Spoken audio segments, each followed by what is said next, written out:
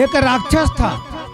उस राक्षस ने ब्रह्मा की तपस्या करी और ब्रह्मा की तपस्या करके वरदान मांगा कि सुनो ब्रह्मा जी, हमें वरदान दो कि हमारी मृत्यु ही ना होवे, हम अमर हो जाएं।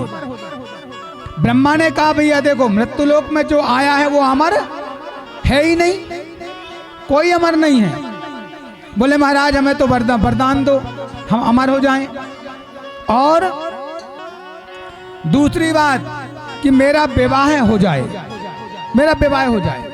तो ब्रह्मा जी ने वरदान दिया। ब्रह्मा जी ने कहा जाओ, हम तुम्हें वरदान देते हैं, नदी में स्नान करना, और स्नान करने के बाद जैसे तुम बाहर निकलोगे और जिसके ऊपर तुम्हारी दृष्टि पड़ेगी वो तुम्हारे पुत्र की मां बन जाएगी, मां बन जाएगी। ठीक है। अब राक्षस आया और आकर के डुबकी लगाया, डुबकी लगा करके जो बाहर निकला तो ब्रह्मा जी ने कहा था जिसके ऊपर दृष्टि पड़ेगी वो मां बन जाएगी। तो वो राक्षस की दृष्टि पड़ी एक भैंस के ऊपर, और जैसे भैंस के ऊपर दृष्टि पड़ी तो वो भैंस गर्भवती हो गई, गर्भ से हो गई। अब भैंस घर आई तो भैंस का जो पति था, भैंसा, उसने देखा कि मेरी पत्नी गर्भवती है, वो भी किसी और की। तो उसने क्या किया, आया, आकर के राक्षस का संहार कर दिया। और जब राक्षस का संहार किया, सींग से मार डाला, और जब भैंसा को यानी भैंस को चला पता कि मैं जिसकी मां बनने वाली हूं वो मेरा पति मर गया, तो वो भी गई और जाकर के सती होना चाहा।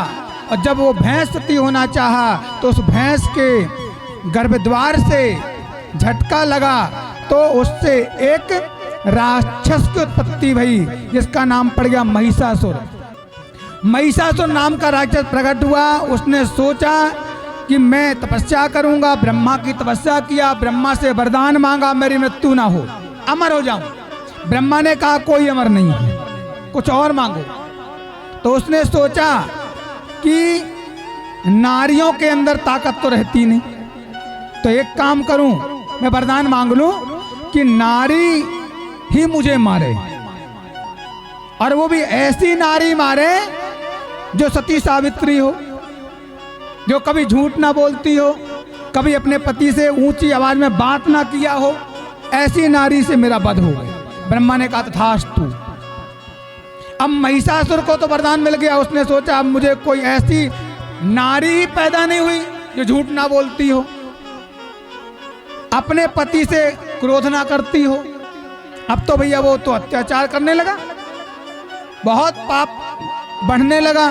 सारे देवता भगवान नारायण के पास गए, नारायण रक्षा करो, इस राक्षस का अंत करवाओ लक्ष्मी के द्वारा, क्योंकि वरदान है कि नारी मारेगी, देवता तो मार नहीं सकते। तो एक काम करो, आप इसका वध करवाओ लक्ष्मी के द्वारा। नारायण ने कहा क्षमा करना देवताओं, वरदान ये भी तो है कि जो कभी ऊंचे आवाज में बात ना की हो पत्नी पति से, वो ही मारेगी। एक काम करो, चलो ब्रह्माणी के पास। सारे देवता ब्रह्माणी के पास आए, ब्रह्मा से निवेदन किया। ब्रह्मा जी ने कहा ब्रह्माणी भी नहीं मार पाएगी। तो अब कौन बचा? मात्र पार्वती, माता पार्वती। चलो उनके पास, शिव जी के पास। अब सारे देवता मिलकर शंकर जी के पास आए, प्रभु कुछ करो,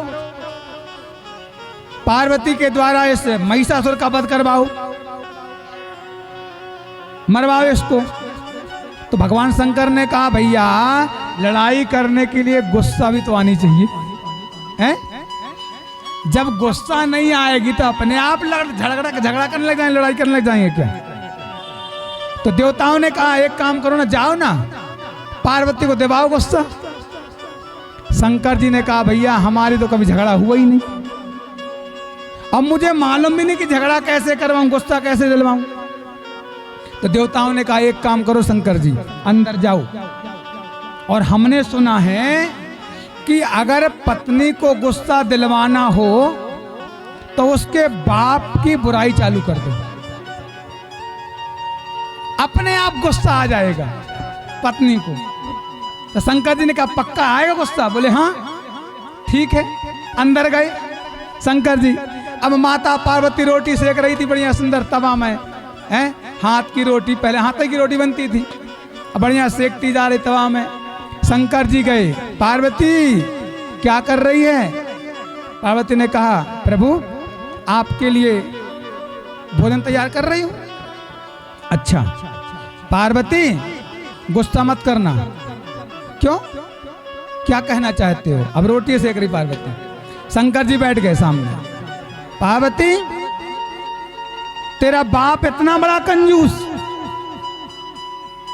मक्खी चूस,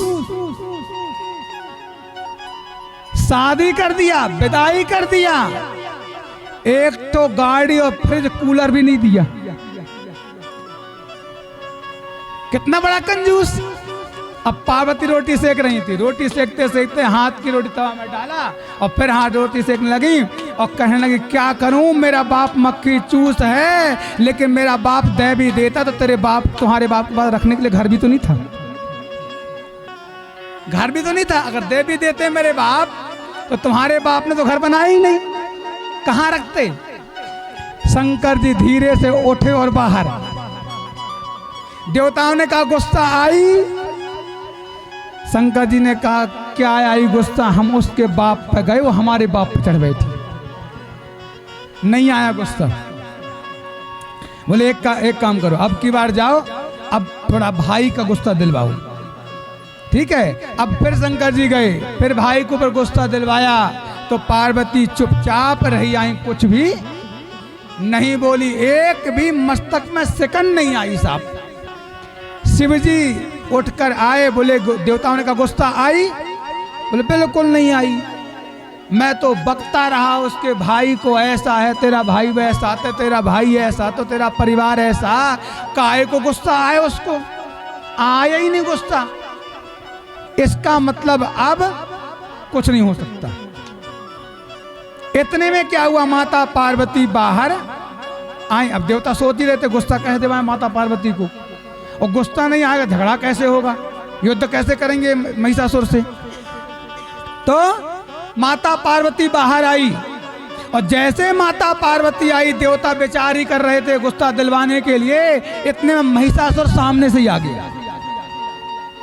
महिषासुर नाम का राक्षस आया, माता पार्वती को देख करके कहता है अरे सुंदरी तू कितनी सुंदर है, और ये जटा जूट रखने वाले के साथ तू रहती है, जिसके पास रखने का ठिकाना नहीं, खाने का ठिकाना नहीं, रहने का ठिकाना नहीं, जिसके बाप का ठिकाना नहीं, माँ का ठिकाना नहीं।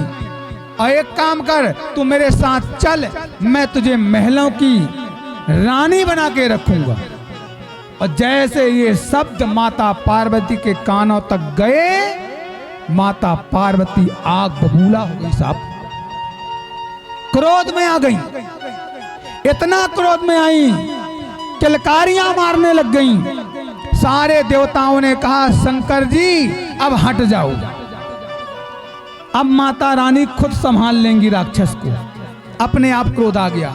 यहाँ तो माता रानी आग बबूला साहब, इतना क्रोध कि आंख लाल लाल होने लग गई, नेत्र चढ़ने लग गए माता के, और सामने सिंह आ गया। माता हाथ में खप्पर ले लिया, लंबे लंबे बाल, माता के मोटा मोटा आंखों में काजल लगा है, माता के ये भौहें तिरछे होने लग गए। क्रोध में माता आ गई। पुनः दोबारा फिर महिषासुर ने कहा अरे सुंदरी तू चल, मैं तुझे पलकों की रानी बनाकर रखूंगा। अब माँ तो आग बबूला हो गई। माँ ने कहा सिंह तू इसके भैंसे के ऊपर तू प्रहार करना, और मैं महिषासुर के ऊपर प्रहार करूंगा। और कूद पड़ी माँ जगदम्बा आज, माँ काली का रूप धारण करके हाथ में खप्पर लेकर के आज महिषासुर के ऊपर कूद पड़ी। और जैसे कूदी हैं और कूद करके सिंह उसके जो है जैसे महिषासुर के ऊपर कूदी, तो महिषासुर आधा महिष का था और सिर राक्षस का था। तो माँ ने राक्षस का संहार किया। बोले जगदम्बा माई की।